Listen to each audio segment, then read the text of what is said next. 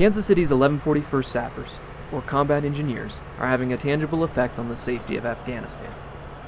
Reporting from Afghanistan, I'm the 203rd's Public Affairs Officer, Lieutenant Seth Eiliff. What most people consider a normal day's activity might include waking up, exercising, yelling at someone who cut you off on the way to work, or finding an excuse for an extra long lunch break. For the soldiers in the 1141st Sappers, you might ask, what about the bombs you found en route yesterday? Really, that was a pretty normal, relatively normal thing. I mean, it was fairly heavy as far as IEDs at once, but it was all within stuff that we've seen before.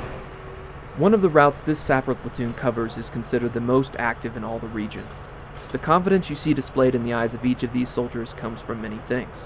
For instance, how they do business.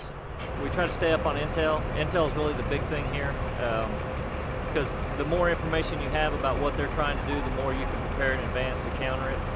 Other than the standard tools, the best thing you can have here is innovation. As soon as you come up with a new way to beat something they have, you're probably going to be more successful. Another source of confidence is the vehicles in which they travel, as the 1141st commander explains.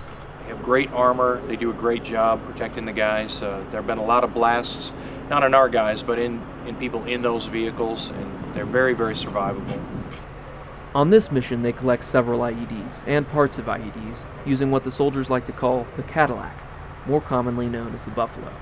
Which is a vehicle that's designed to do what we call interrogation, meaning they have tools to scrape the ground, to move dirt, move things that might be hiding the IEDs, to expose them so we can analyze them and figure out how we're going to defeat them.